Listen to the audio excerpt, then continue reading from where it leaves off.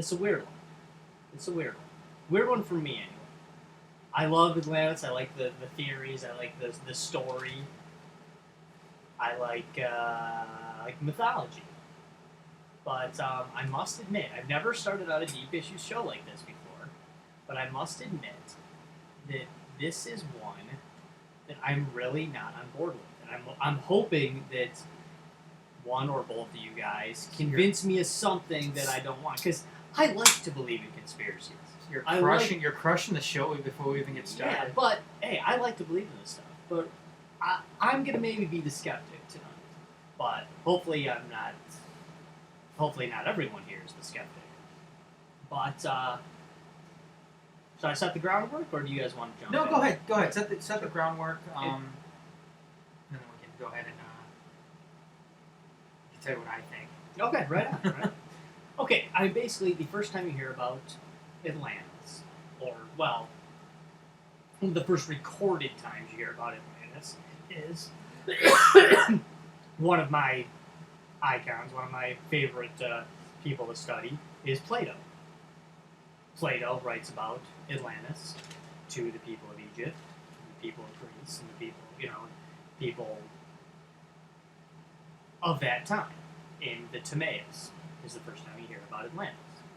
But I guess the main debate that comes about from that is simply, was Plato being allegorical?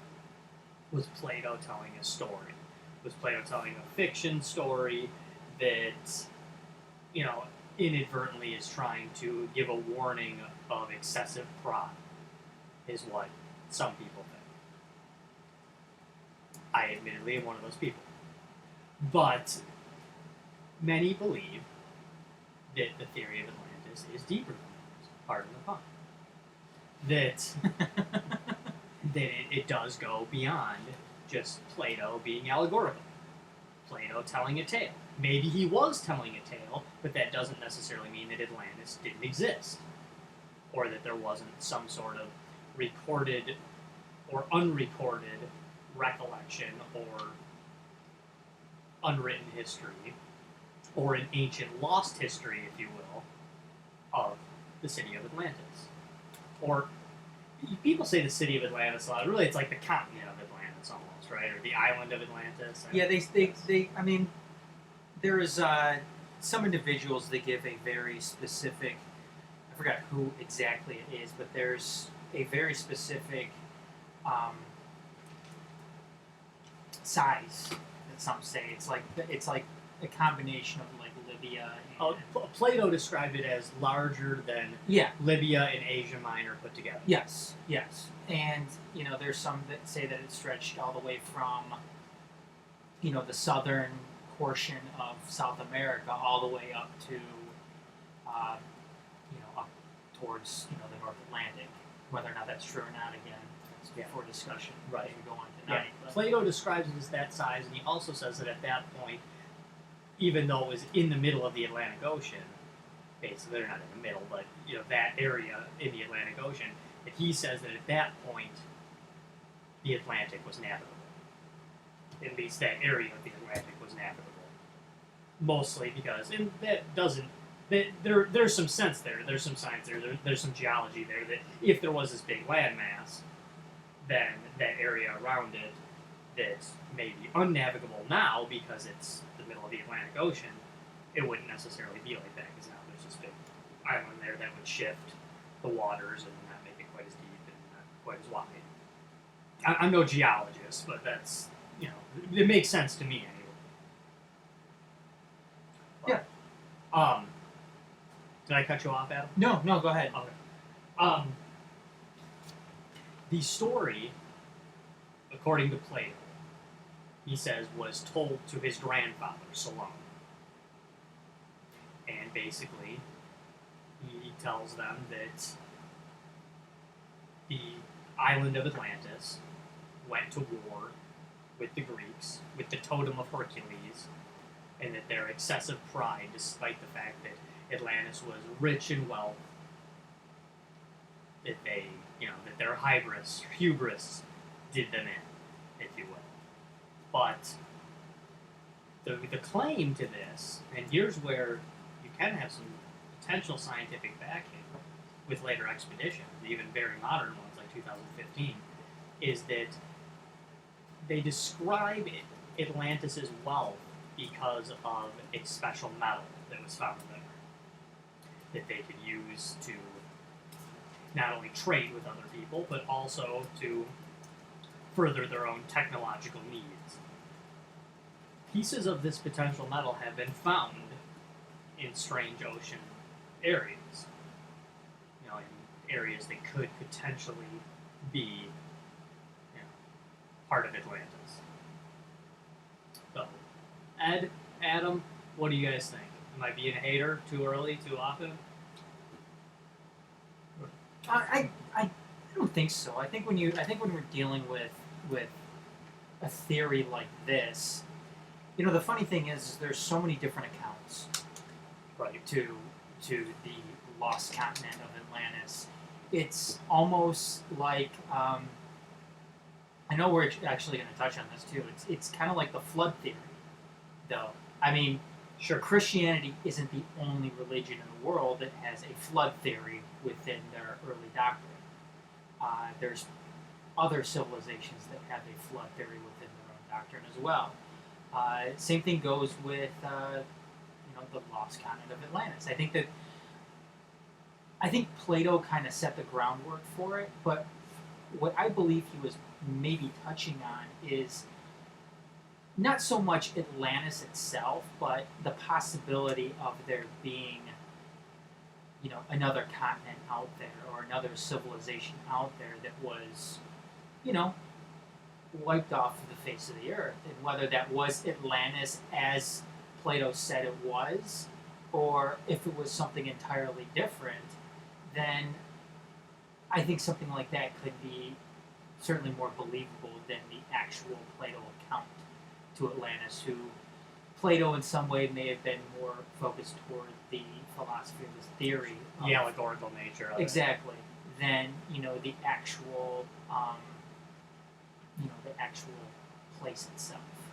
What's strange, and I don't know if we want to get into this now, I hope we got a few minutes to touch on it later, if not, but this idea of the flood that's talked about in the Bible, and it is mentioned within other cultures, along with some other things out of the Bible, especially the Old Testament, there's actually far more scientific proof, some even validated scientific proof, that backs those theories up than there is for Atlantis. And so one of my problems with Atlantis is, to me, like this big search for Atlantis kind of goes along with this idea that, to me, Atlantis was meant to be a form of mythology. To me, it's not different than searching for Asgard or searching for the Elysian Fields. And hey, those actually, although I say that because for the most part, people listening and the people at this table are going to view Asgard and Tartarus and the Elysian Fields as things out of mythology, stories, allegories, something to tell your kids, something to study and enjoy. But truth is, at least those were once, those things were worshipped by people. They truly were. Many people truly did believe in Tartarus, and maybe you still do. Maybe, and did believe in, Asgard, the Norse gods. I don't know how many people out there really are kind of still worshiping Odin or Thor. There are some. They are out there. They're out there. Some people in Sweden, no way. Yeah, and Google it or search it on Facebook, and you'll find dozens of groups that are Odin worshippers. It is out there, and I don't even mean to discredit it at all, actually. But I lump Atlantis in with that. But that doesn't mean I'm right. It really doesn't, because there's been expeditions. There's been people who believe this. Ignatius Donnelly, is that a guy you guys are familiar with at all? Not really, no. Okay, Ignatius Donnelly was an American author of Atlantis, the Antediluvian, thank you, Ed. Antediluvian world, Atlantean megalithic civilization. I can't talk well today, but best-selling book. That's Written- where a lot of the current Right. mythology comes from. Comes from the 20th century, but what a lot of people don't realize or don't understand, and again, this doesn't mean that Atlantis didn't exist. What a lot of people don't realize is that this idea that Atlantis was a real place and that we should be searching for it didn't really come about until the 20th century. Plato writes Timaeus in 360 BC. Nobody's looking for Atlantis from 360 to 359 BC till like 1890. It's not really a thing. You know, I mean, for the most part, again, that doesn't mean that it's not legit. I'm not trying to be the total hater, but that is kind of the truth. Well, I guess like usual, I'm kind of on the other end of the That's all spectrum. right. but I want to hear the other side. That I think that Atlantis actually probably was a thing. Not that I could provide any proof of that, but I think the context where it actually makes sense, you're never going to find it because it only makes sense in the context of a flood, of being an antediluvian continent. And actually, it wasn't Plato wasn't the first one to mention it. No, okay, it was cool. Herodotus. Oh, okay. Actually, and one thing they have in common is that they both visited Egypt, and another conspiracy, if you believe in it, that there may have been a hall of records, essentially, that possibly buried deep, that essentially had information about everything about the human race and the pre-flood world, which they may have actually had access to. And when you talk about that too, with the ancient lost history, that's a lot of the biblical things too. Are these guys who were writing the Bible? I know, the Bible wasn't written directly by God; it was written by men. We all know that. We all know that. But these things they're talking about, whether they were right or wrong, they are reporting them as if they were commonly known facts of the day. Historical things that happened. Perhaps they were wrong. So wait, this isn't fake news or anything like that? Maybe it was wrong, but they weren't lying. They weren't telling untruths. They were reporting what people knew. Not what people wanted to learn, what people knew back then. At least the learned knew. And that could be said about a hall of records, if you will, of Egypt. Because, it was, Plato is telling the tale that was supposedly told to his grandfather Solon by an Egyptian chieftain or something. But, please continue. It would have to be essentially, I suppose it could have happened post-flood, and there could have been like an earthquake, and it slid in, but it really makes sense in the context of there being a flood. So if that happened, it probably isn't going to be found, or maybe it could be buried deep under the ocean, but it wouldn't just be like on the ocean floor at this point. It would probably be buried, so it'd be kind of a waste to go searching for it. But in regards to what you're talking about, like people worshiping, Thor or Odin, I tend to think that when like you were saying, that a lot of societies essentially have a flood myth, that when you have something like that, it actually tends to be based on something true. It's not as if every person on this planet just has something programmed into them that is going to imagine there being a gigantic flood. That it's actually more likely that several people experience that, and as it got passed down, if the three of us in this room experience something, what are the odds that we're all going to tell that story the exact same way? Oh, and then things can vary over time. Yeah, I agree with you, Ed. I think that the more people that have an account of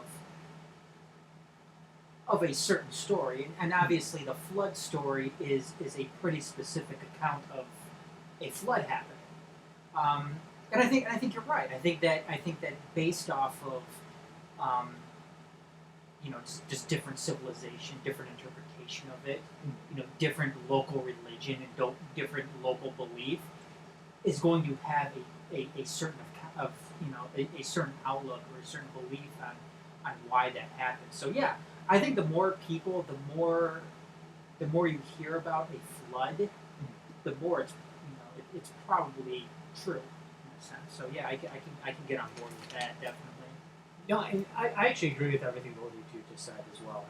And that's, fact is, history is lost over time from time to time. And more so than history being lost, is even if you can make sure, even if you can ensure that the history isn't lost, the details of the history will be lost. And they will be debated upon. I mean, how many intelligent Americans, intelligent, educated Americans can tell you anything about President John Quincy Adams? Not many. Very few. Very few. Yeah, I mean, But some could. Not millennials. Aside Not many. from him being president, none of those people would deny that he's president, that he was a There's a president. few people who were into history and maybe they read something Sure, about it. And like, yeah. oh yeah. John Adams' son, right? Yeah, and that's like, there's going to be maybe a half a dozen things that people are going to know. And the one main one that they're going to know is he was president. And they're not going to debate that. Even people who are really into history, They not might much not. because that may just not have been something that interested them. I mean, As someone who, and I met a lot of smart people, a lot of great people, but as someone that went to grad school for history, I can assure you there are people with master's degrees in history walking around that couldn't tell you more than half a dozen things about John Quincy Adams. And I just pulled that one. I mean, you could say that for like 35 of the 45 presidents. I mean, you really could. There's not. It's not even a criticism. I'm not saying that to be rude to anybody. Yep. But it's the truth. So that happened in our own country 200 years ago. This happened in a faraway country, potentially in a place that no longer exists, 2,500 years ago. Details are going to get lost, things are going to be debated. Especially if it's underwater too. Right. I mean, Ed, I think you were alluding to this earlier that if it's underwater for that amount of period, for that amount of time, you're not going to find much from it. no, and honestly, anybody who would be able to fund some sort of expedition would probably have a vested interest in not wanting it found anyway. True. Which actually is something I wanted to bring up is all these things about Atlantis. Really, there's no way to know for certain whether one's true or not. One thing that I think is probably very likely is that they probably actually were an advanced civilization. The reason I say that is because I find it very likely that pre-flood we actually were probably just as advanced or maybe even more advanced than we are today. Okay, so you believe, when you say that, and I'm not discounting it, you believe that if these places existed pre-flood, that they had like computers, Yeah, or something like cars, that. or Yes. I mean, exactly. They may not have gone that route in technology. That's interesting. Yes. But the idea that they would have, they would have at the very least, typewriters or engines or combustion or something along these lines. Yep. There's a book written called Forbidden Archaeology by Michael Primo and Richard Thompson. It's a pretty thick book. It's like 1,000 pages. But the central premise of the book. I'm out on that one then. Yeah. It's not something you sit down and read page by page. I think you might. Are there pictures or anything in it? Yeah, there's pictures too. Oh, okay. Yeah, but it's not a picture He's book. It's listening. not like- He's Adam's back on board. I should have brought it. But their central premise is essentially that we're devolving. They don't necessarily buy into a biblical worldview, like that there was a flood. But essentially, they found all of these archaeological sites and all these findings that do not fit with the standard mainstream view of history, and essentially that we view as essentially, like I just said, that we are either just as smart or we were smarter in the past, and there's plenty of things as evidence for that, like finding essentially a nuclear reactor underground, or finding a basically big field of essentially like glass that in a desert, which the only thing we know that could make something like that is a nuclear bomb. Mm-hmm. A lot of other essentially like technological feats that are found that are kind of they're so long ago that it was we didn't have that technology. And you've seen that. I mean, you've seen other accounts too of just how advanced some of these early civilizations were. You can look up many different unexplainable relics that people have found. I mean, what the Egyptian battery is one people talk about a lot. Yeah. There's. I mean, you've seen hieroglyphics and stuff before. They've found hieroglyphics on some of these old, Egyptian temples that appear to show like a light bulb or something like that. Do you think those pyramids were built by hand with cheap slave labor?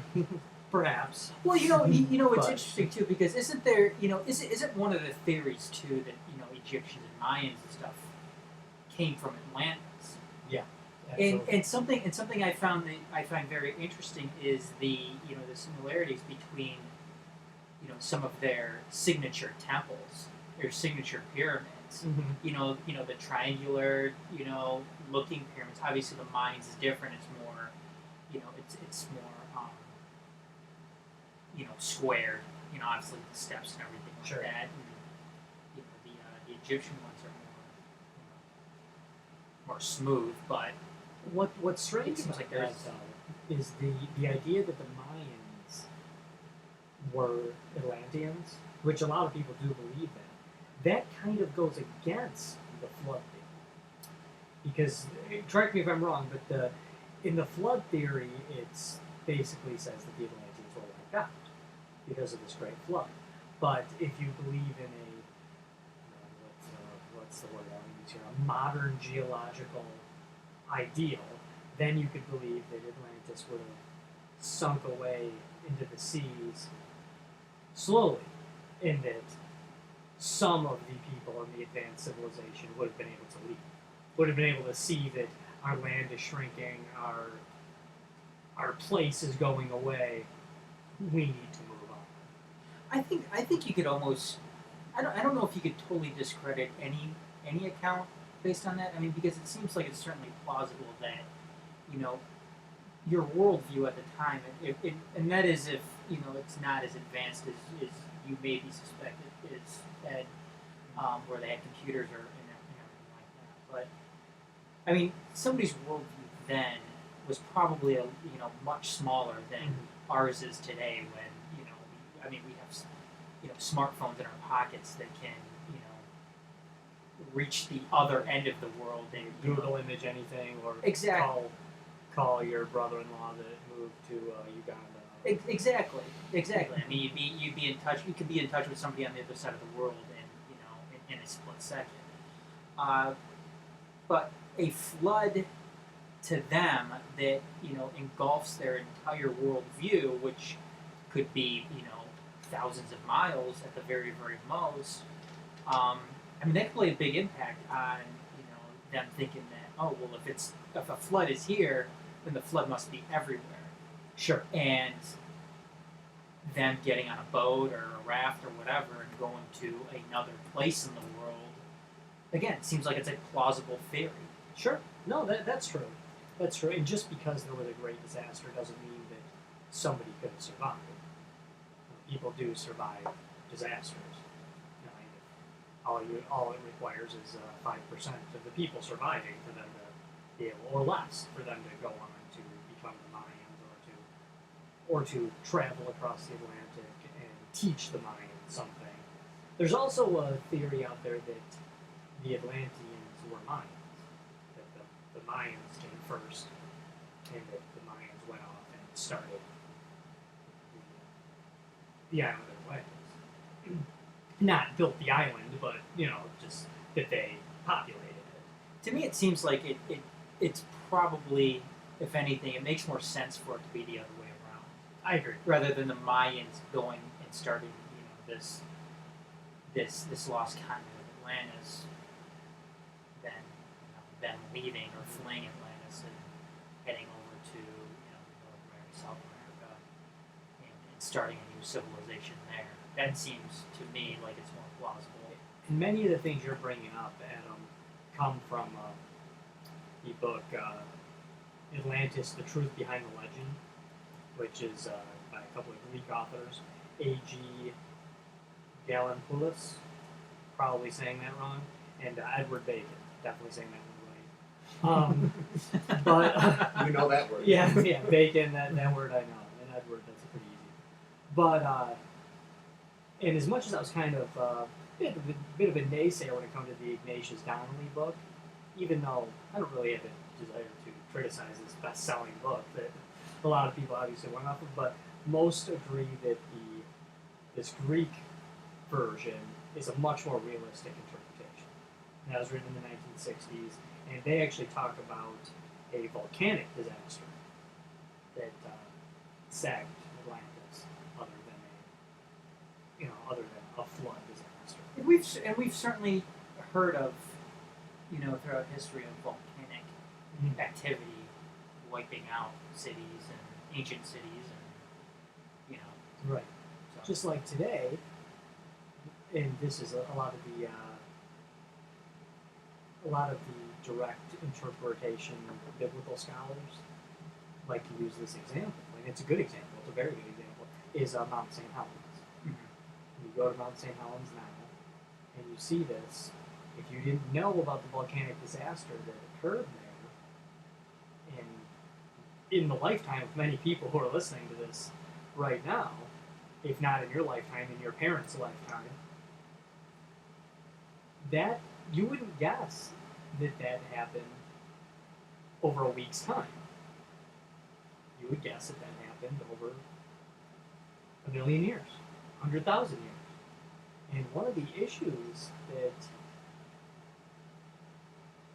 I view this as kind of a problem, even if they're right, I view it as a problem, but modern geologists love to write off pretty much any one of these theories, any issues they have. They love to write it off by using time as the excuse. Yeah. Time is the example. That, well, It's like a fairy tale. yeah, that happened over 1,000,000 years. And there's many who believe that, well, maybe the Earth isn't even been here that long. One of them. And no, I mean, and it's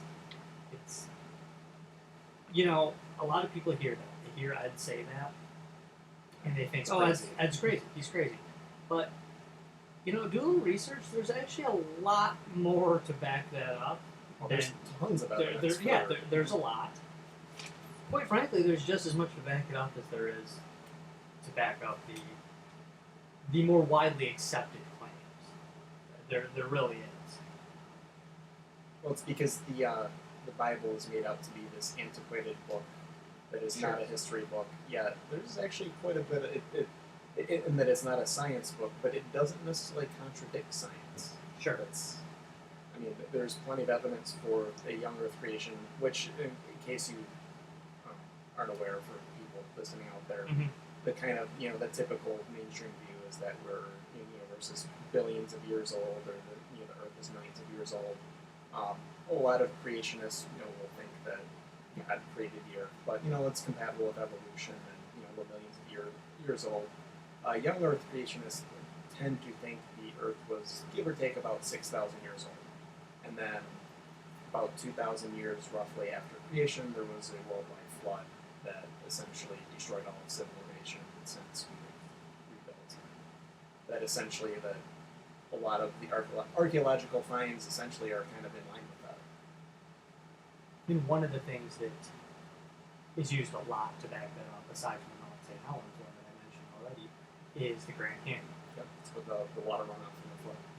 And that's, again, something that by modern geologists it's written off as this occurred over millions of years. Yet, when they look deeper into the Grand Canyon, there are more than legitimate fossils of aquatic creatures within the Grand Canyon. Where did they come from? I mean, you basically have dolphin fossils in the Grand Canyon. Yep.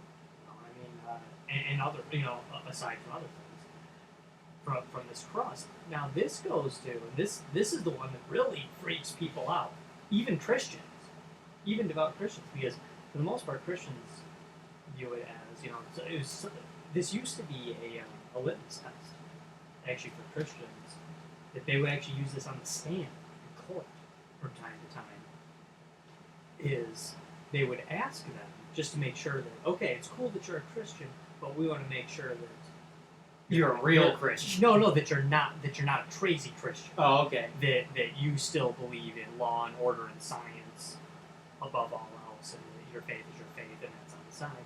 And one of the things that they asked them was, they said, "Do you believe God created the earth?" And they would say yes, of course. And every Christian's still safe answering that one with yes. Okay, you believe in creation. So then they say, "Did he do it in 7 days?" And that's like this. That's where you're stuck. That's where you have to say, well, no, perhaps it's allegorical. Perhaps a day to God is 1,000,000 years. Perhaps, but if you go to some of these ideas with the catastrophic nature of it, a flood theory, the Grand Canyon, volcanic theories, put all this into the mix, maybe it did happen in 7 days. Maybe the Earth did come about that quickly. If something catastrophic enough did, then all of a sudden, this stuff is happening. It's happening overnight. Now there's trees where there didn't used to be trees. Now there's rock where there didn't used to be rock. Now there's ocean where there didn't used to be ocean. It could happen. Well, the thing that when you're talking about God, I don't the nature of God is I don't think humans can fully comprehend that, even though God is made in our image. But I don't know if God is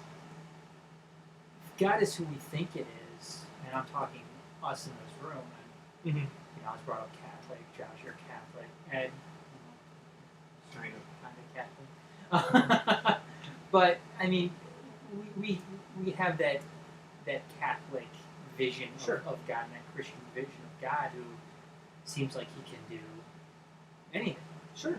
And if he wanted to create something in 7 days, then can he create something in 7 days? Is it? I mean, well, what's strange about that? The reason I bring it up is this isn't a show about God. We've done shows about God. We've done shows about Jesus.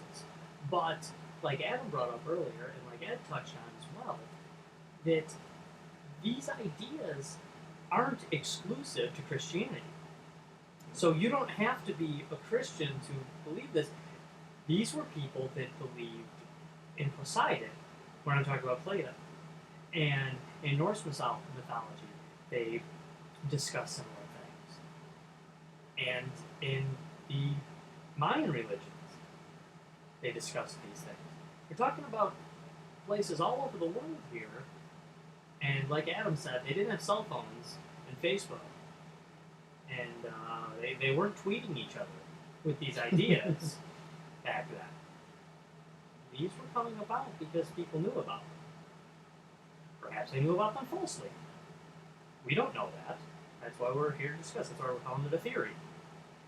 But these happened, and they actually predate Jesus. They predate the knowing and the talking about. I won't say they predate the God of Abraham, because if you're a believer in the God of Abraham, you predate it all. But that's not the point. He predated people talking about it. Predated the life of Abraham, Moses, any of these things. To me, it seems actually kind of unscientific not to at least consider some things, because it's almost like you have this presupposition of, okay, this is my worldview. We're millions of years old. We evolved. The Earth has just been slowly changing over these years. We've had a few ice ages in there, or whatever. The continent shifting has been very slow. It just doesn't make sense that this is in here at all. Instead of actually taking a look at it and saying, well, hey, why is this coming from so many civilizations? You're basically discarding it. Yeah. Even when we were talking about the gods earlier, I actually don't think it's implausible that or necessarily unscientific that there weren't other gods. I mean, the Bible basically states that there are other gods, that you should only have no other gods before the real God, but it's... Especially in the Old Testament. Yeah, and it you know what? Thor probably existed. Odin probably existed. Especially if there were essentially fallen angels and ancient technology that these things were more advanced and more powerful than your average human. Who's not to say that, okay, so we've built up this mythology around these things, over time. So maybe what we're thinking they are isn't what they are, but they probably existed in some form. I've always had a crazy theory, and I mentioned this, I believe, briefly in the simulation theory episode. That, are we certain that there wasn't some war between the gods, and the God of Abraham just won? Well, the Bible basically says that. The first commandment, it's not typically translated in this way anymore, especially for Christians. Not that it's not translated this way; it's just shortened. A lot of the, in the Hebrew, they a lot of times will still read this whole thing, and I'm not going to quote it exactly. I don't know it word for word, and I don't speak Aramaic or Hebrew. But the first commandment says, there is no other God before me, or I'm the Lord thy God, and I am a jealous God, so you shall place no gods before me.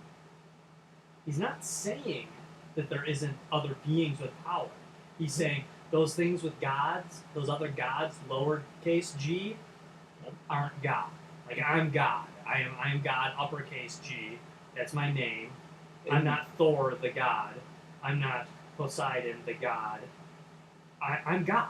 And obviously people worship them. And we were made in God's image, but we were made in the image of the gods as well. It's very likely that these are just essentially some advanced race that, like I said before, it's almost maybe seemed as if they had superpowers due to their advanced technology.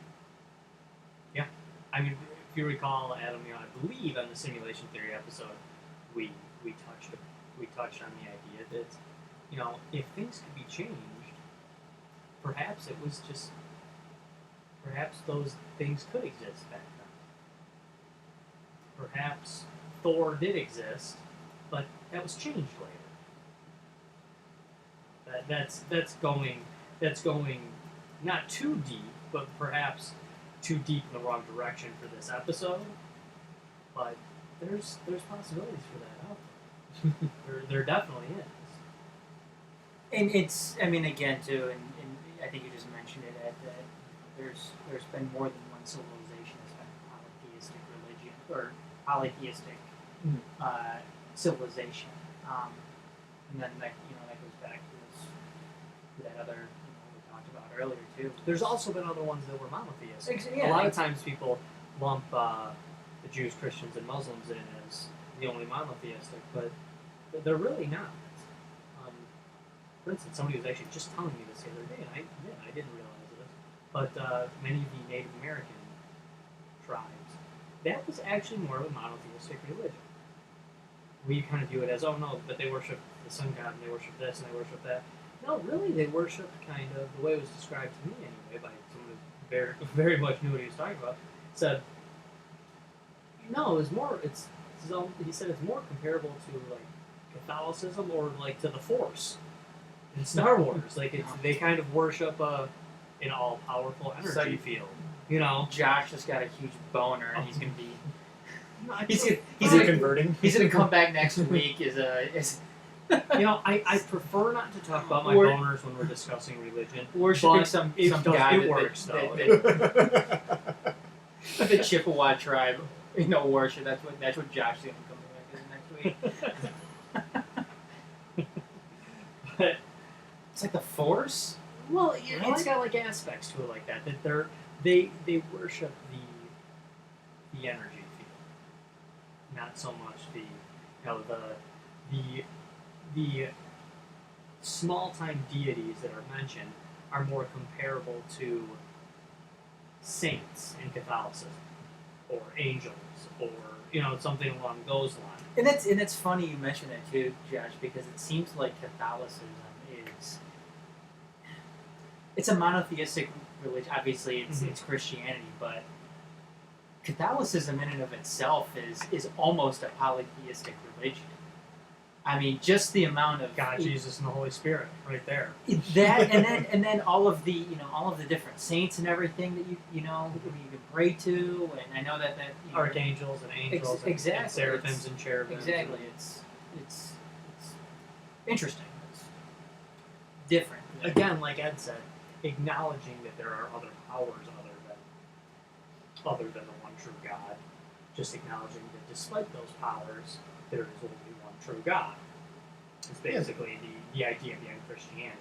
Not that I'm trying to compare this position to God, but there are other leaders of other nations in the world. Sure. They're not our leader. Right. That's true. That's true. And just because you have a leader of a nation doesn't mean that they're the only person with power. Yep. Even in a dictatorship, there is somebody below them, and in a country such as ours, there's a Senate, there's a Congress, there's governors, there's a Supreme Court, Mayors. correct? Absolutely. We're digressing, but I feel like we're making good points here. So I mean, Atlantis, is this? Am I wrong to just write it off to some degree because I view it as mythology? Well, how much are you writing it off? Are you writing it off to the point where you said that there can't be any lost civilization in this world? I'm writing it off, even though I have gone out of my way in this particular episode to say that I'm not necessarily a believer or a non-believer in some of the modern science. I see no scientific proof that Atlantis exists. I know that they've tried expeditions in 2015. They did the one, they spent a fortune, went underwater. They really thought they had found something, and they did. They found many things that looked like they were man-made structures. Was one of them too they found a bunch of copper, Yes. a certain type of copper that Plato actually said was a huge source of income for. That was where their for wealth Atlantis. came from. Yes. Because they're known as very wealthy people. And they found some of this, they found it, but for the most part, this has been debunked. It doesn't really add up. And for every scientist that says, no, but this could be a stairway, there's 3 that say, no, not really. I can show you a bunch of stuff underwater that looks like that. Things do form underwater. Water is very powerful. Water is more powerful than fire. It really is. It's more damaging. Nothing is more damaging. Anyone that's ever in a flooded basement can tell you that. And especially if it's now at the bottom of the ocean under a pile of dirt, which is then under all that water. Right. Well, again, you look at like the Titanic, and the Titanic sunk over 100 years ago. Right. Not much over 100 years ago, but it was over 100 years ago. And In our lifetime, there are still people alive who were on the Titanic. yes, I think now they're all dead. Yeah, I think they're all dead. But yeah, but they're saying that the Titanic itself could be totally gone. In not too distant of a future. And there's already aspects of the Titanic right now that are gone. That's been basically It reclaimed. didn't take a million years. No, it certainly didn't. But just going off of that idea that if something is at the bottom of the ocean for that amount of period of time, then you're probably not going to find much of anything. No, you're right. That's left. And to go with Ed's point, if there will be no sign of the Titanic 300 years after it sunk, then it's not crazy to think that there would be no sign of a space shuttle 3,000 years after it sunk, or after it was covered and destroyed by a flood and covered up. That's not to say you wouldn't have certain things that might be intact, but it's not like you're going to find a perfectly formed civilization. And Sure. you're going to have to do a lot of inferring on what some of those things are. One interesting thing though is the location. Where was that expedition at where they found copper, and did they say where it was? Was it in the Mediterranean? Kind of. I don't know. Okay, well, one of the other theories too is that obviously Atlantis was in the Atlantic Ocean. It's halfway between North America and the European African continents. I don't necessarily think it could be a flood. It could be a theory called, I think it was called crust displacement, where obviously the shifting of the plates caused a continent to eventually get pushed underneath other areas of Earth, and over the course of time, then it either became misplaced or it totally disappeared altogether.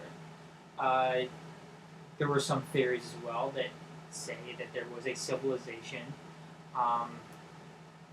buried underneath the ice of Antarctica. And there was, kind of piggybacking off of that theory, was that this civilization was the startup of potentially the Mayans as well. And if there's any link to Atlantis, because a lot of people say that the Mayans were direct descendants, or could have been the exact descendants of the people of Atlantis, then perhaps this is further proof of that. Mm-hmm. And this is something that isn't just being pulled out of the sky or anything like that. Albert Einstein actually wanted. He was interested in this crust displacement theory, and he actually called on Eisenhower to help fund research into Antarctica and whether or not there is stuff buried underneath the ice. Unfortunately, Eisenhower left office before he can put funding behind it, so it never got off the ground. But And the next guy who came into office was assassinated. yes, and after he's getting ready to blow the lid on aliens, but It's there, man. and then Lyndon Johnson, the Vietnam War, and then it kept on going from there. But there's actually people say that they have found a 14-mile structure underneath the ice of Atlantis, or not Atlantis, of Antarctica. But they've never been able to get the money to go and actually excavate and see what this thing Photos is. of the aerial photos. Yeah, I believe before you could have seen it on like Google Earth, but nobody's been able to go there and actually lead an expedition to try to see exactly what this thing is. And this is, I believe, one of the things too that caught the attention of Albert Einstein as well, and whether or not there is actually a lost civilization that is buried underneath Antarctica that was lost in part because of crust displacement. Not to mention all the things that Admiral Robert Byrd talked about in his expedition to Antarctica, where he tried to go in depth and things he saw when he went further. So, kind of relating to what we touched on earlier, it's thought that after the biblical flood, not too long after, there was actually an ice age, but there would have been enough time in between that essentially civilization popped back up and started spreading. That very well the continent of Antarctica could have been basically inhabited by people, and then it was frozen over. It was frozen over, and eventually over time, it settled on the bottom of the earth, and based on obviously the position of the earth to the sun, Antarctica isn't going to be getting a lot of sunlight down there, so there's one of the out of place artifacts. Actually, there's a map of showing Antarctica before it was frozen over. Mhm. Essentially, it shows like South America and with Brazil on it, and then Antarctica as if it was just another. I chunk have of seen land. that, with some grass on it and things. What year was that? Is it? Let me see. I have seen that map.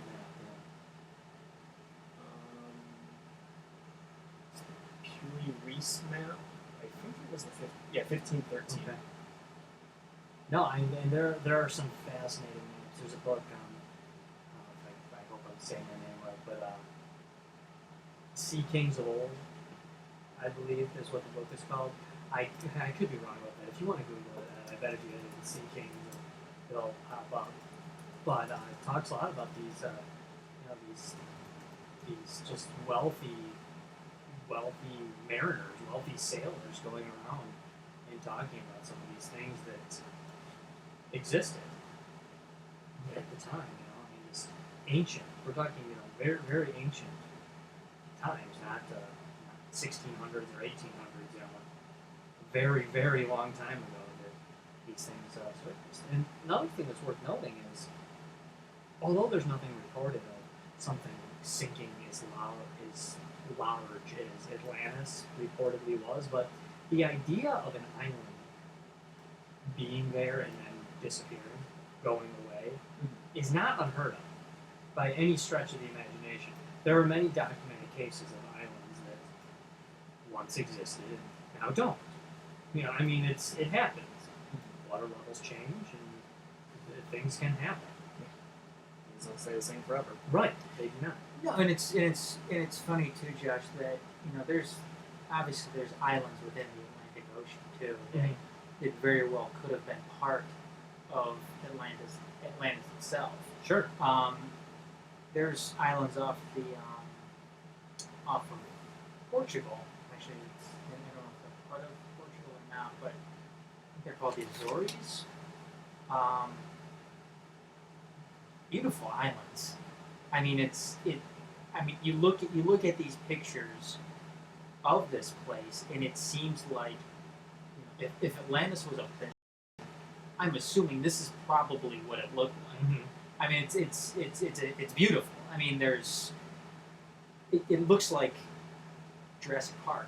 I mean, it looks like they could have filmed Jurassic Park in this place. Very, very lush. It's waterfalls, lagoons, trees. It's really quite amazing what this place looks like.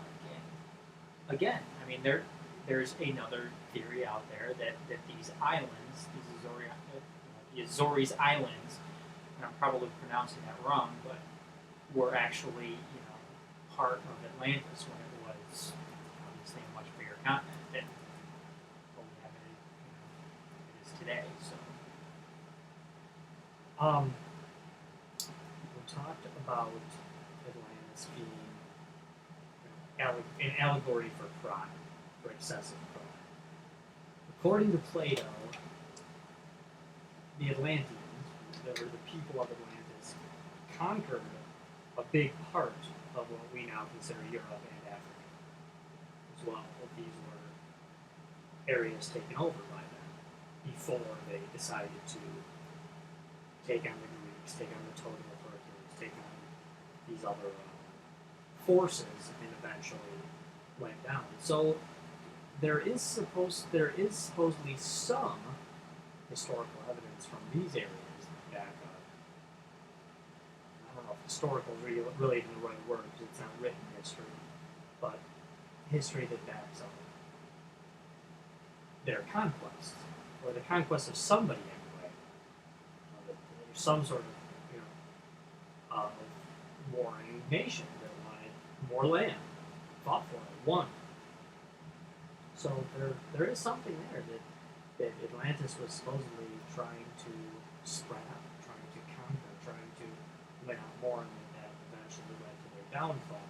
Now that has very little to do with the flood or where they went, because just because a nation loses a war, even if they lose the worst kind of war, it doesn't mean your nation disappears. The Ottoman Empire lost World War I and was never an empire again, but it's not like that land's gone. It's still there. How many nations in history have conquered, expanded, attained great wealth, and eventually fallen? Right.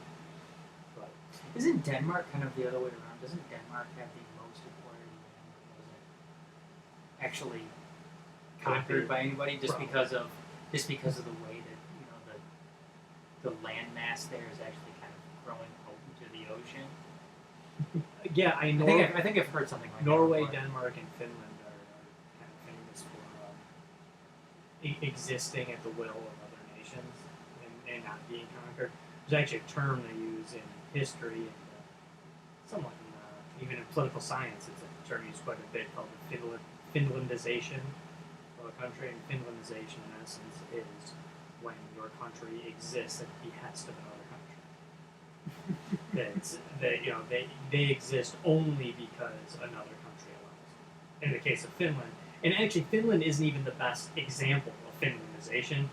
It's just kind of the one that it gets used with. Finland existed simply because Russia allows it to exist. You know, I mean, especially not so much today, but in the past. You know, 200 years ago, 100 years ago, 75 years ago. You know, because and only because they're allowed to exist. To me, a great example of this is the country of San Marino, tiny, tiny little kingdom nation that exists completely within the borders of Italy. Now, Italy isn't really known since the end of World War II, since their loss in World War II. They're definitely not known for military conquest, and that definitely doesn't seem to be their future either. With the way Italy is, it's more of a vacation spot. Mild weather, good one, Ferraris. But you know, it's a socialist paradise basically, and it can afford to be because everybody wants to go vacation there. Nobody wants to live there. Everyone wants to vacation there. But San Marino is a perfect example of it. It exists only because Italy allows it to exist and allows it to be an independent nation. Because even the countries that could stop Italy from doing something wouldn't do it.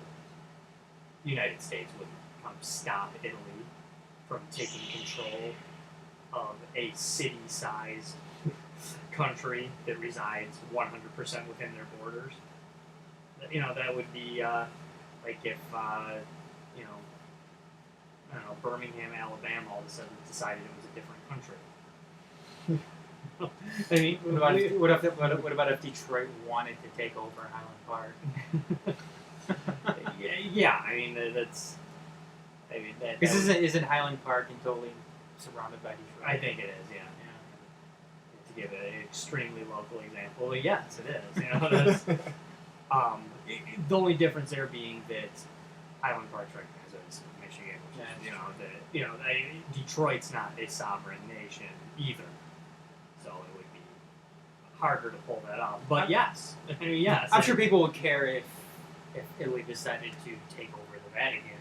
Yeah, exactly. That one, although completely within the borders of, I mean, Italy, as far as I know, is the only country in the world that has two sovereign nations within its borders. Isn't the Vatican totally within the city limits of Rome, too? Yes, it is. It is. I mean, it's only 1 mile long. Or 1 mile wide, basically. But, yeah, you got 1 billion Catholics to deal with. And if you decide that all of a sudden we're going to annex the Vatican. The Pope is more powerful than the Prime Minister of Italy, so they're good. But there are some other islands. And, I'm not trying to get off Atlantis here, because hopefully we'll jump back into it. But you guys familiar with Sandy Island at all? Sandy Island? Yeah, Sandy Island is the island that was supposedly just to the west of Australia. And many people write Sandy Island off as, they say it's a conspiracy that they made it disappear. This is actually a big one in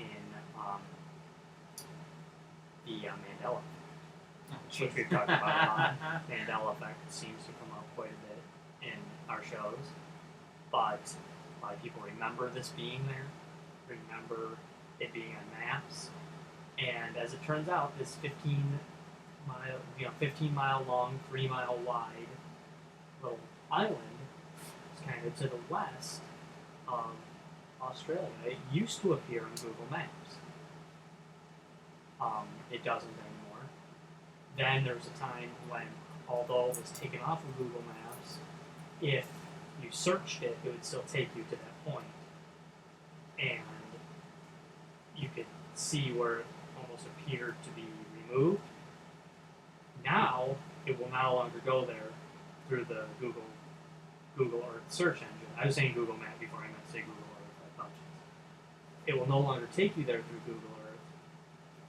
But when people have gone back, and I wouldn't know how to do this, I fully admit, but I've watched videos where other people have done this. They go find it, and of course the videos can be fake. I don't know, but they're showing an area that has definitely blacked out. It's not there, but it's unnaturally not there. there It's is also a called- there is a blacked out area on Google Earth where this island used to exist. Some of the Mandela effect people like to show different things where this used to appear on maps, it used to appear on globes, it used to be visible. One of the kind of strange but kind of cool examples is the movie Dazed and Confused. One thing, Josh, about Sandy Island Uh-huh. is there's actually two. There's the Great Sandy Island, which is off the coast of Western Australia, which is actually, I believe, a place that's actually there. I think the one that you're referring to is Sandy Island or New Caledonia, Okay. which yeah, they that's said is off the eastern coast of the northeastern coast of Australia. Northeastern? Yes. Oh, but that could be wrong. Yeah, that's not what I prepped for today necessarily. It's a big island. 15 But, by 3. but when it comes to something like that, I could totally see something like that at once existing, but based off erosion.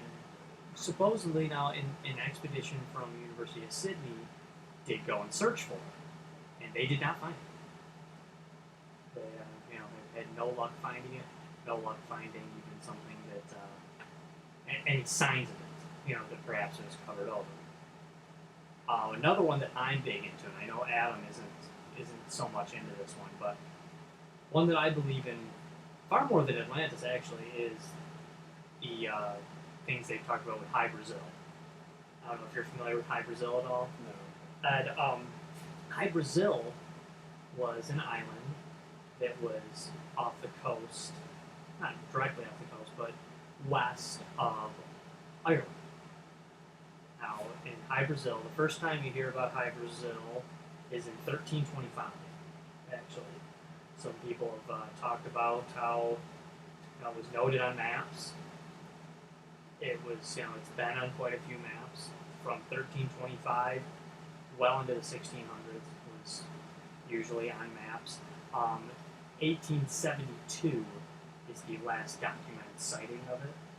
Now, even any sighting technically it's really just one person's word, or actually in this case it was a couple dozen people who said to have sighted it in 1872. But there's a lot of proof that this place existed. That this small island of High Brazil did at one point exist. Pretty certain it's not there now.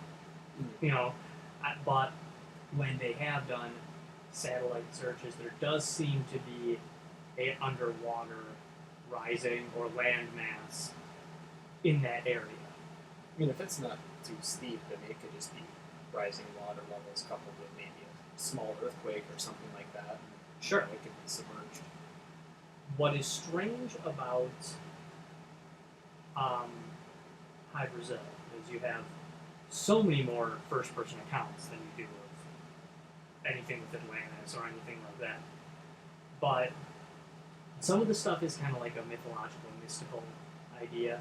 They said it was very advanced, and they were, there was like some magicians there, and they had huge black rabbits. This other thing was huge black rabbits, is what was there. They also said that High Brazil was shrouded in fog, so people didn't see it a lot of the time, and that it was visible around every 7 years or so. The fog would kind of dissipate, and you could see it better. Was some of this. What's strange, though, is that both two saints, Saint Barrett and Saint Brendan, both visited this island. They claimed to have visited this island when they were on their religious pilgrimages, and they both referred to it as the Promised Land later.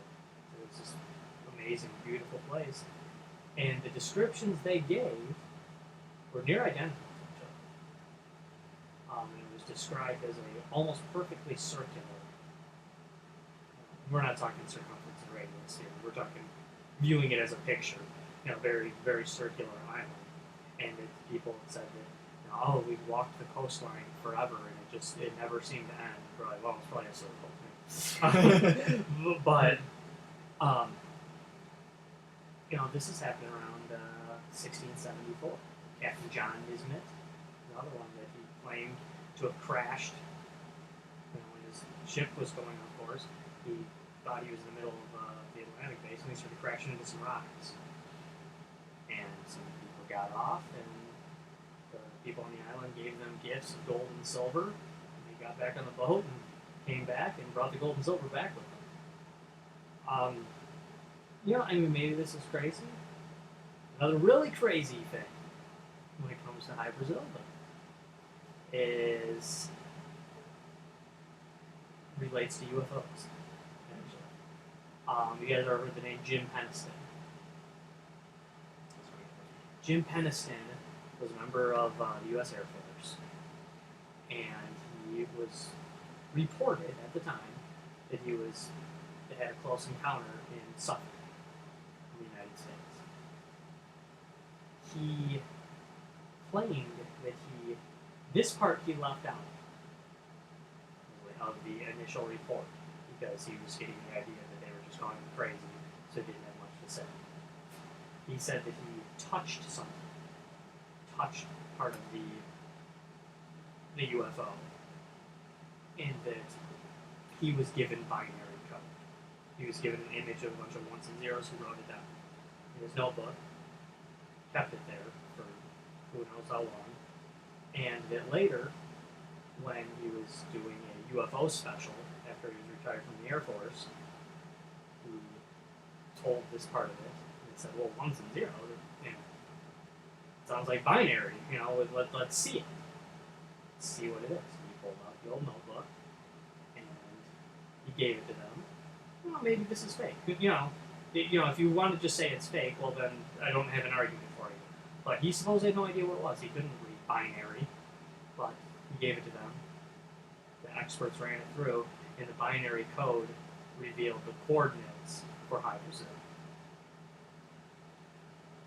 I don't necessarily believe that High Brazil doesn't exist. I guess I'm more against the fantasy aspect of it, which seems absurd. The magician and the black rabbit. Yeah, that seems absurd. But How is that the most impossible part? But doesn't it seem like that's something that someone from the 1500s would say if they saw an even fairly advanced civilization? I mean, if there was just some strange dudes who could blow a flute and make the rabbits run in a circle, they would call that magic. I don't necessarily think that there was magicians there. Look at how much technology has changed just in our lifetime. You think that if you were put in suspended animation for 100 years and woke up, I mean, you would probably see stuff that you wouldn't believe is real. But I mean, people from 100 years ago, they would. You're sitting there talking on a cell phone, you're going to think you're talking to yourself. You're crazy. Mm-hmm. I mean, I still think that sometimes when I see somebody on Bluetooth. Like, okay, wait, they're schizophrenic. Oh no, they're just talking on Bluetooth. That's cool. No, I'm not denying it. Like I said, I can't get behind the giant rabbit thing. No, I know. That's and hey, they're not saying like Godzilla giant rabbit. It's just giant by rabbit standards. The pictures they drew were like there's like dog size rabbit. Dog size. Yeah, dog size. I think those actually still exist. Oh, they do. There's some gross rabbits out there. Rabbits kind of gross me out anyway. Rabbits do? Yes, especially the huge ones. Sure. Oh no, there's people that have like those pet rabbits that are huge. They're like rabbits, the man. most harmless animal. Just the big ones. I mean, they're biters sometimes, but they just gross me out. No, I like rabbit. Tastes good too. Rabbit's good eating. to me, like some of the story sounds like some type of Alice in Wonderland type of thing. Yeah, with the big rabbits and magicians, and I don't know. It seems how like far down the rabbit hole do you want to go? yeah. Is that a rabbit? Yes, Yeah. that is a disgusting rabbit. So, it's quite possible that maybe you got one of those with black fur. Yeah. Yeah, but how many of them? Were they talking about many of these black? No, though some people reported, I think several, but the one guy just reported there was like a magician and a black rabbit. But this was kind of viewed as was it like Celtic gods lived here? But then most people didn't think of it as like Celtic gods. They viewed it as like monks on this island, kind of just doing strange things. Which I think we established the gods are just advanced civilization. Sure. But yeah, what is Bill Murray saying? Groundhog Day? Maybe God doesn't really know everything. Maybe he's just been around so long that it seems like he knows everything. I'm a god. I'm not the god. I'm just a god. Yeah, no, you gotta love it. And if it says it in Groundhog Day, it's definitely verified. Well, Gozer says it in Ghostbusters too. I mean, he has, Yeah. Someone asks you if you're a god, you say yes.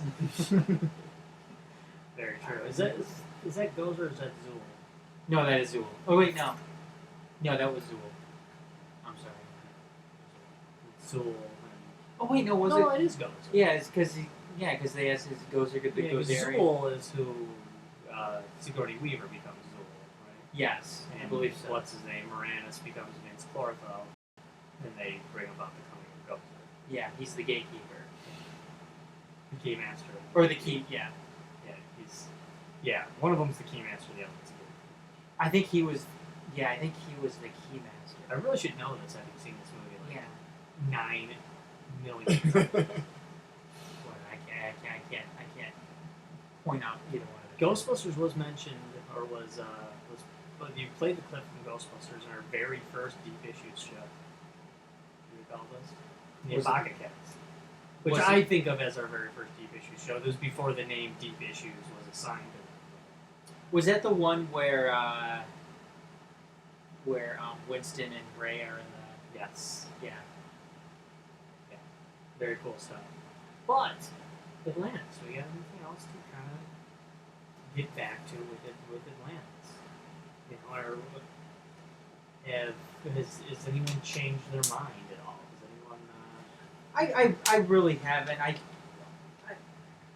think it's entirely plausible that there was a big ancient civilization that was wiped off the face of the earth due to some type of catastrophic event or a series of catastrophic events that happened. And I don't think that's something out of the realm of possibility here. The world, I think, the world's a big place. The world is, it's old, and over the course of time, something like that could have happened. One thing that I don't think we mentioned was we mentioned the Greek written book, the Truth Behind the Legend, Atlantis, the Truth Behind the Legend, and something that I thought was pretty intriguing that they brought about in the book is that they talk about the symbols that Plato and I believe Herodotus, who you mentioned, right?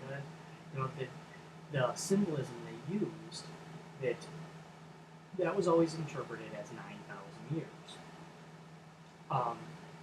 And Gallophalutus, again, I'm murdering and Bacon talk about how they believe that it was misinterpreted, that the symbol was misinterpreted for the very similar symbol for 900 years, the 100 to 1,000.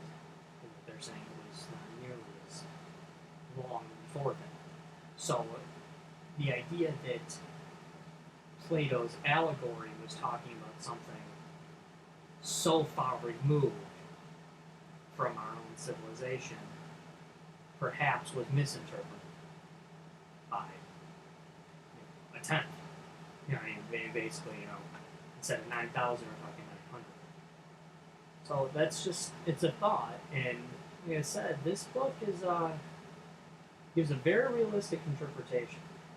Maybe they're just, you always can ask yourself, are these guys just kind of goofing off with stuff like this? Are they just trying to sell books? Are they just trying to, write a fiction book to the tune of a nonfiction book to see what happens? Yeah, perhaps. But if you're that kind of skeptic, then maybe none of this stuff is for you, really. And I think that goes back to kind of what you were hinting at too, Ed, is that, whether it's right or wrong, there's so many people out there who they're taught something in grade school that they can't explain at all, such as the Earth being around for millions of years. Basically, they can't explain why that's right if their life depended on it. But they were taught it, and they've heard it enough times, so they, in turn, then cannot be convinced that there's any truth but that. And I find that kind of strange.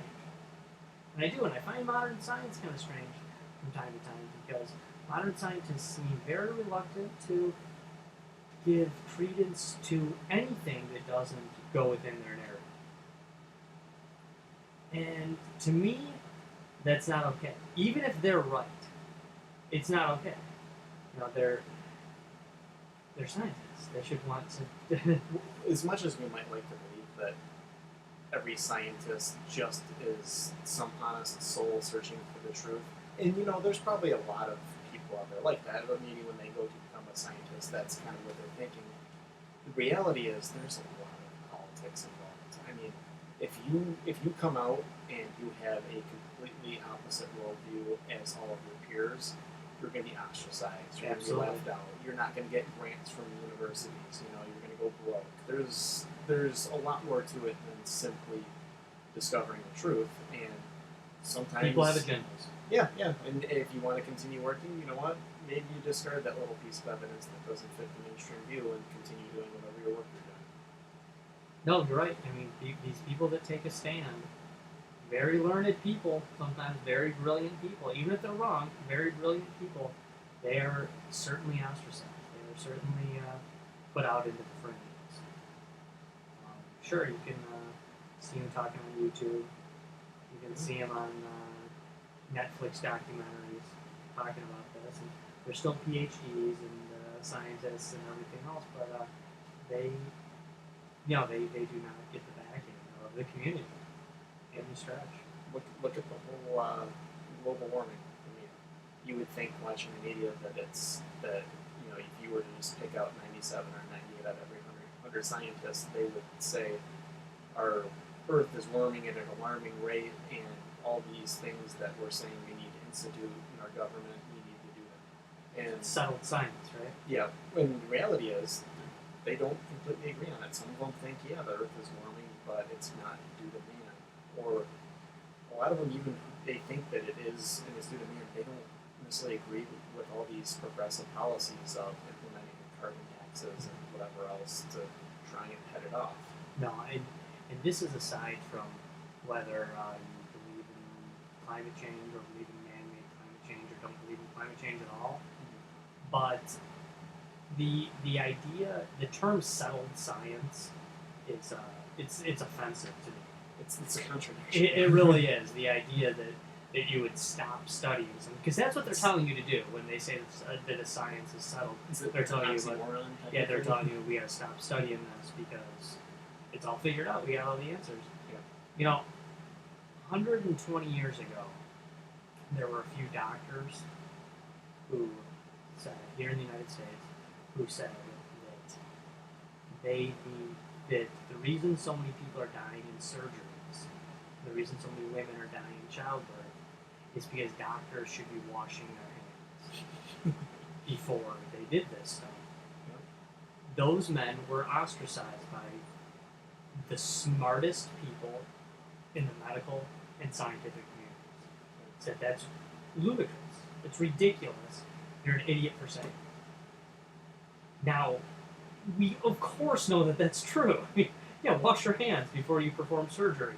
I mean, I'm not one of those guys that feels like they gotta wash their hands every 5 seconds.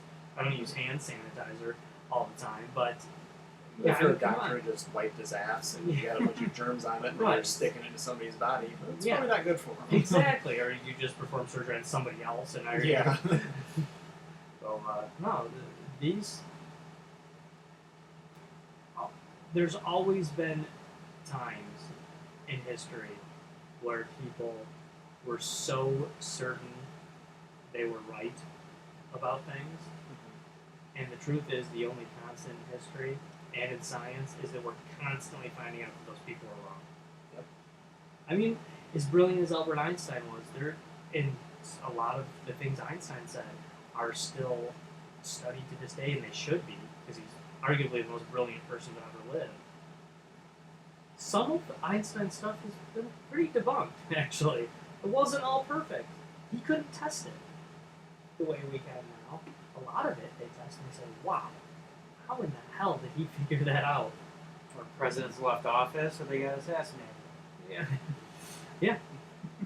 Yeah. But, I don't know. So let's do this. Atlantis. I'll say this. I know that, I was kind of, I was the big time skeptic going into this. I'm not saying I've come completely to the other side.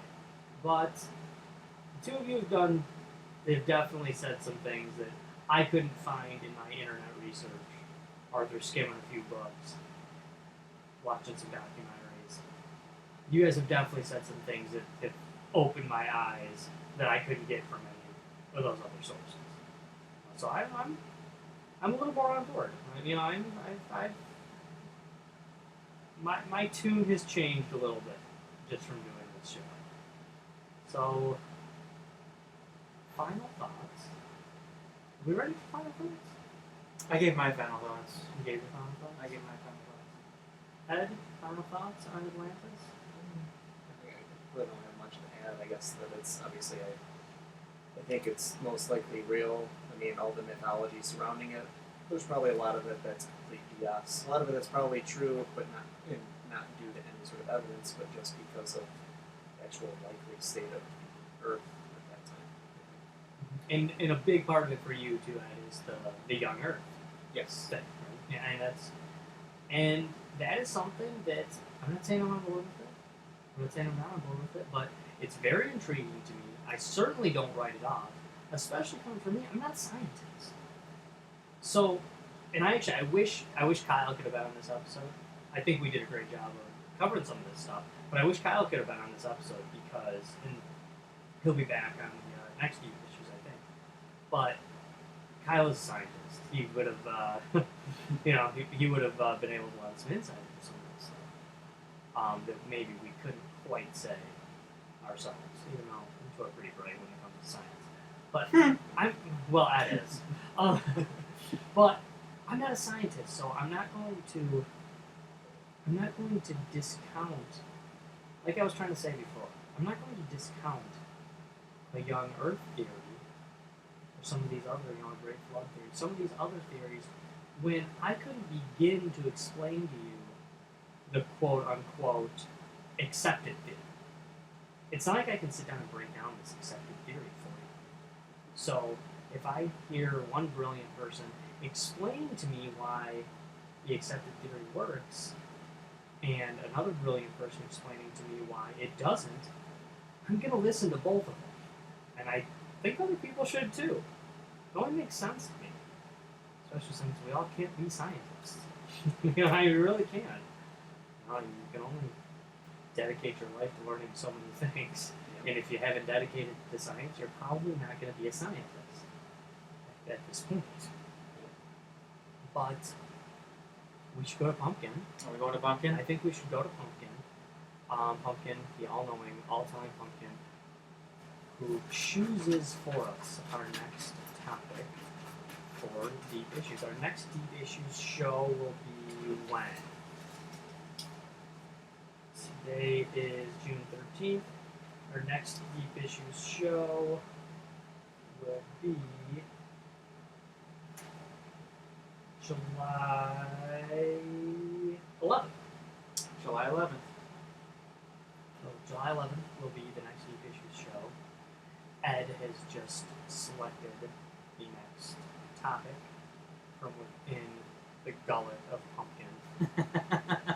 Are we ready? And Adam will now read it. Our next Deep Issues show will be... Alright, the next Deep Issues show will be...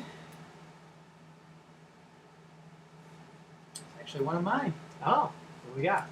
Project Bluebeam. Ah, very cool. Very cool. Looking forward to that one. Project Bluebeam. That is cool.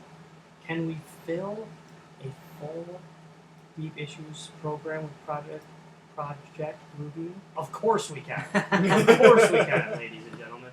We absolutely can fill an entire episode with Project Bluebeam, and we will on July 11th. I am very much looking forward to it. But unless somebody else has something to add or throw in, I think that may be it for webisode number 47I. I think we did a good job tonight with this one. The additions and everything like that. I think it went well. I think so as well. I think we went into some other stuff, which I hope people enjoyed. I hope people, if you were looking for intense hour and a half on straight Atlantis, then we may have let you down. I hope we didn't, but I think it was better to go into some of the stuff we went into because I don't know. I feel like it really kind of lends some insight and get you closer to the answer, and then really you can find out. We're really not how we know it existed,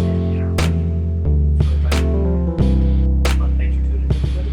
Tune in next week when we have a special show. Not a deep issue, we have a special show next week devoted completely to Star Wars theories, where we will have special guest Brad Davis, up-and-coming podcaster and big-time Star Wars nerd. We will discuss these then, and there are some fascinating Star Wars theories. There's some very cool ones. So please tune in for that. See you next week, everybody. Thanks.